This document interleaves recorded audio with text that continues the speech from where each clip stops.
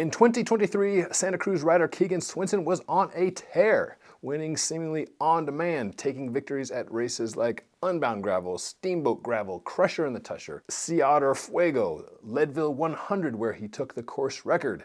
He won the first ever USA Cycling National Championship in gravel to add to his many national titles on the mountain bike side. He's already back at it, putting in the high volume down in Arizona with some of his buddies. If you're not already following him on Strava or Instagram, I recommend that just for the gee whiz factor, just to see the miles and wattages that Keegan is cranking out. Beyond these impressive stats, I wanted to know how specifically Keegan trains to perform at such a high level for such a long duration of time throughout the season. So I did this interview with Jim Miller, his longtime personal coach and Chief of Sport Performance at USA Cycling. Jim Miller, you've been working with this man for a couple years now. You've worked with many of the United States' absolute best cyclists. So I just want to hear about, one, how is he different? And two, the type of training you guys have been doing. I remember talking to Keegan coming into Unbound after looking to Strava where he was doing a 6-hour day, followed by a 7-hour day, followed by an 8-hour day, and seemingly pretty full gas. He and Russell Finsterwald just getting after it in Arizona. So how did you first come to work with Keegan? How did that relationship start? Yeah. So actually Keegan, we started in probably the fall of 17, and it was for a mountain bike strategy that Mark Gullickson and I had to qualify 3 men for Tokyo for the mountain bike. We had Howard Gratz, who was racing World Cup mountain bike at the time. Howard was going to score a bunch of points. Chris Blevins was coming up. We knew that Chris was going to score a lot of points. At least we had a feeling he would. And we were looking for the third, like who's the third that can be the point getter and get us these start spots. And we zeroed on Keegan. Keegan was, 23 then. And Olympic qualifying starts 2 years out, right? So we were looking at 2020 then. That meant 2019 and 2020 would be the years that Keegan had to score points. So by starting earlier, then that gave me time to get him up to a level where he could actually start scoring good points. So that was the original sort of the synthesis of how this started. And it was like, okay, who's going to coach Keegan? Keegan, who's your coach? I don't even remember who his coach was at the time. And then just slowly in that conversation, I was like, realized that I was going to be the one that had to do it. And I'm never looking for more work. I have plenty of work all the time. But realized it was going to have to be me, and so I was like, okay, our idea, so I should be the one that bears the brunt of the work. So that's how it started, and then he made big effort in mountain bike World Cups for those years, and trying to qualify for Tokyo. We ended up only with one spot during that time.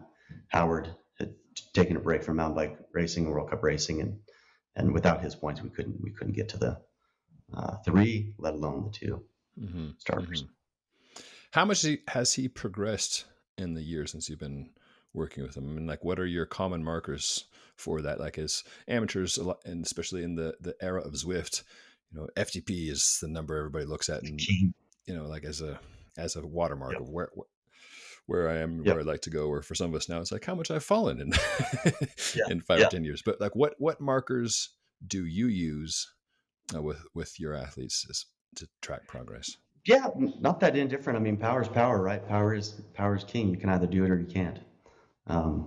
It makes this sport, I think, relatively simple when you break it down like that. If you can do it, if you can't do it, then it makes the sport more difficult, and you have to find another way to try to get to the wins.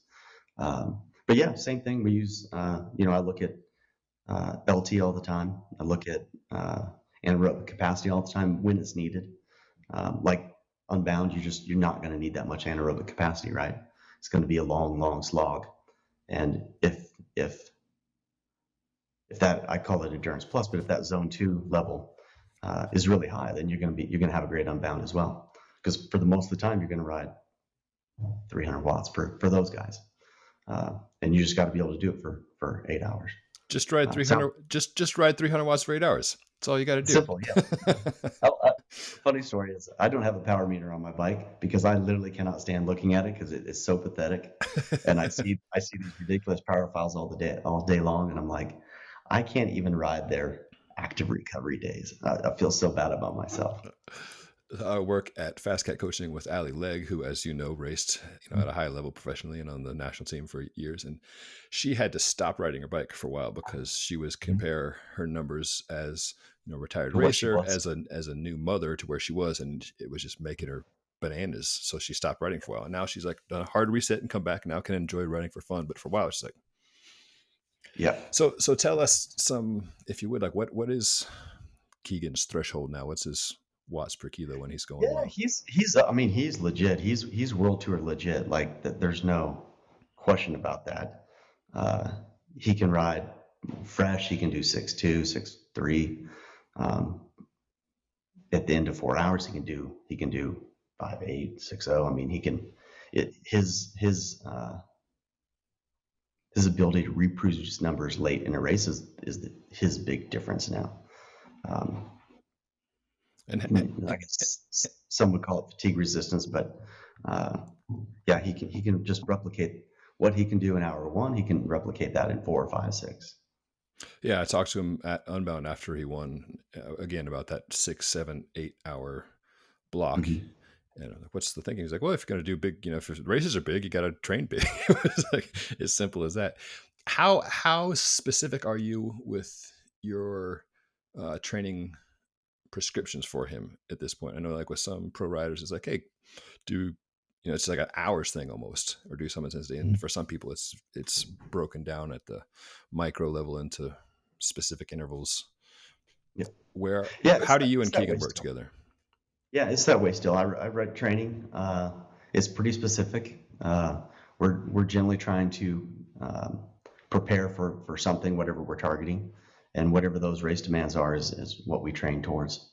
Unbound is 8.5 hours, whatever it is, and yeah, you have to be able to ride at a really high level for 8.5 hours, and then you're going to have some pretty nasty VO2 efforts at the end of that. Is guys are trying to win the race, and you still have to sprint, and it's going to have to be a big sprint. So if you don't train that, you're not going to be able to do that.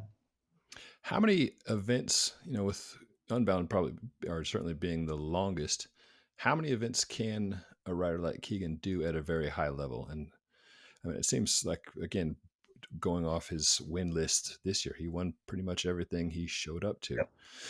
Yep. Yeah. How many events can, like one day events, can a rider do and be at top or close to top form? I mean, he did a majority of those races at his top form, but I think the way that series is set out, you actually have a chance to train, race, rest, train, race, rest. It's not World Tour racing where you have to go to Dauphiné Swiss Tour, whatever happens in August, whatever happens in September. So sometimes you don't come back all the way from the fatigue, but I think the way it's set out now, he can actually be at a really high level all the time. And even some of what's allowed him to accomplish what he has is really rest blocks. If you don't rest from it, you can't. If you don't recover from it, you can't build again. You're just riding at a reduced level. Mm-hmm, mm-hmm. Did that resting thoroughly, is that something that he was able to do initially when you guys started working together back in 2017? Seems like often athletes that are that motivated, it's hard to get them to sit still. Yeah. They're terrible at that. I think like with Keegan, and if people try to jump into Keegan's program now, I mean, I think they get a lot of them get destroyed. It is a big, heavy program. He trains really hard, but he didn't start there, right? He started at a level he was at, which was a 23-year-old guy, just coming out of U23 mountain bike racing. In his world, everything was an hour and a half race, and that's what he prepared for. So to get him to the level he is now was a lot of years of progression, adding another element, until he got to this level where he has this really large capacity to do work. But he also can recover from work really quickly now. Early on, he didn't recover as quickly from the work as he did, but now it's much better, and I think we have a timing that we have down, that we know if he gets 7, 8, 9, 10 days of rest, that he's going to be really good. Mm-hmm. We did a super hard block before Unbound. Had built in a rest block going into Unbound. Got to where the point where we wanted to start doing a little bit of more work to start opening up again and firing the motor. And the first interval he did just sputtered. The second one sputtered, and we're like, well, let's just stop. You're not really rested yet, so we'll give it a couple days. And I think we had 7 or 8 days before Unbound. Then at that point, maybe 9. And I'm like, we'll just give another rest day. Take today easy. Take another rest day. We'll do another little test on, 2-3 days from now, and as soon as the motor tells us it's ready to run, then we'll run it. Mm-hmm. So when you say sputtering, you're talking about not being able to hit power targets, or hitting power targets but not feeling good?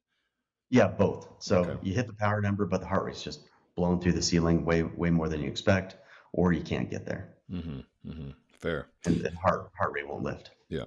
You mentioned he's world tour level. One, just like bike nerds sitting around the coffee chatting. It was like when a lot of people be talking up Keegan, oh, he's so incredible. There's always another group like, oh yeah, well, if he was really that good, he'd be racing in Europe. What do you think about that for Keegan? Do you think that's something he should do? Is that really the ultimate measuring stick? And like, what are your thoughts on Europe versus cleaning house here in North America? Yeah, well, he did confront that. A year ago, he did have quite a few World Tour teams sniffing around and looking at training peaks and discussing it with him. Mm-hmm.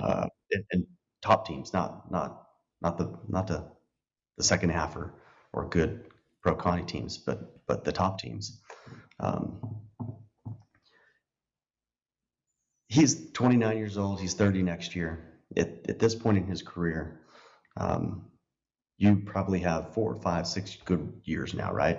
And this is where you really have to make a good living, because at some point that starts to come off. And so the question became, do you take a World Tour contract, take 40 or 50% less pay than what you're going to get through gravel? And if you do, then that second contract, you got to be really confident you're going to get that money back plus. Mm-hmm. Otherwise, you made a bad business decision. Mm-hmm. And for him, the way we broke it down, we had a lot of discussions about this. I was like, if you have a strong desire to go compare yourself against the best guys in the world, go do it. That's fine. That's awesome. That's why you got in the sport. But also, this is your livelihood now. This is your business. If you're running a business and you want to make smart business decisions, and you're going to lose money, or you're going to give away money and hedge money, you better be able to you better be sure that the potential in the future to make that back plus is there. Mm-hmm. And if you can't do that, then you got to make a good business decision. Mm-hmm. And I think at the end of the day, he was like, okay, that's a different way to look at this. And the good business decision for me is to stay in race bikes, to race gravel. Mm-hmm. Mm-hmm. Yeah, it's been exciting for fans for sure. When I will say, I think, like UCI Worlds, I think everybody who's looking at that is the comparison. Would he be able to race with those guys? I didn't say it beforehand, but as people were asking me, what do I think? I'm like, well, truthfully, I think he can be top 5 easy. Not easy. I think he's capable of being top 5. I think on the day he can be on the podium, and on the day, I think he'd probably win it. But that depends what happens with the race. You need some luck. But physically, his capacity, I think, was at that level. So for him to show that against those guys at that level, I think then that puts to rest the question, is he a big fish in a small pond? I think he's a big fish and could be in a big pond too. Yeah, absolutely. Yeah, with better starting position, and obviously a lot of racing is racing, crashing, dynamics. Yep. Yeah, I'm eager to see what he does next year. Another UCI Worlds he went to was last year, Road Worlds. Yeah. Was it true that he did not own a road bicycle at that point? Because that was a story that like Cervelo had to get him a road bike because he only had a gravel bike and mountain bike. And I was like, I don't know if an individual has ever gone to Road Worlds, not only not having a road team, but like, what is this road bike thing? How do these shifters work again? Yeah, I thought that was I don't know. Interesting. I don't know if he didn't have a road bike or he didn't have a sponsor correct road bike. Yeah, sponsor correct road bike, an aero road bike, something that you could race in a Road World Championship. That may be the case. But yeah, that was interesting. So we had for Road Worlds a year ago, all the World Tour teams were in that UCI point race to not get thrown out of the World Tour. And literally every rider we talked to was like, no, I can't go. I have to race in China, I have to race in Asia, I have to race in Italy, I have to do all these other races. And we got to a point where we're like, we have 2 guys, we have 3 guys. Who else can do this? And so that's really how that came about. It wasn't like there was this, he was selected for it, he was targeting, it was like, hey, he's fit. We don't have anybody else. Right. You needed to move on that day. All your friends and kids were out of the town. You're like, call Keegan. Maybe Keegan can come move the refrigerator. Keegan, you come. Exactly. Yeah, I guess so. and at that time, Keegan was doing. Matteo Jorgensen was in Utah training, and reached out to Matteo and said, "Hey, would you be interested in having Keegan train with you? He's good. He's strong. He's not going to hold you back. We'll even do your program if that makes sense for you." And so we actually did. For 2 weeks, I think Keegan just followed Matteo's program, what Movistar was racing. And after the second or third day, Matteo texts me and he's like, my God, this guy is strong. and I'm like, yeah, I know this, but not everybody else does. Yeah. What are you looking forward to with Keegan next year? Oh, man. Well, I think the challenge, once you climb the mountain, is staying on the mountain. I think that level of effort that goes into getting the top is, you can do it once, you can maintain it another time, but continually staying there, that standard is so high. The focus, the discipline, everything that gets you to that level has to be repeated and repeated and repeated. You can't do a little bit less of something. You can't enjoy a little bit more of something else. That standard is the standard. That the performances or the races, the winning it, that's what it's going to demand. So I think the challenge is just staying where he's at and continuing to do it again and again and again. He always has his goals. My goal is always worlds. I love worlds. For me, I just love world championships. So my goal, obviously, to make him world champion. He has to want that goal as well. So otherwise, it's just, my goal. But I would say repeating the seasons he did, even last year and this year. I think last year he did the same thing essentially. Yes, absolutely. Adding a world title would be huge in my book. This year, the big goals were clearly Unbound, and then he really, really, really wanted to break the Leadville record. That was a big deal for him. And then after that was Worlds. So, I think it's just staying at the same level and same sort of dominance. Yeah, it's been fun to watch, and we'll look forward to watching it in 2024. Jim Miller, Chief of Sports Performance at USA Cycling and personal coach to Keegan Swenson. Thank you for your time, sir. Good to chat with you. Yes, likewise. You've been doing bonkers training with Fancy, 7-hour day followed by 8-hour day, followed by a 9-hour day. Is that paying off here? I think so. I mean, you're going to do long races, you probably should ride your bike a lot. And I mean, maybe it doesn't work for everyone, but I think it works for me. So. Good.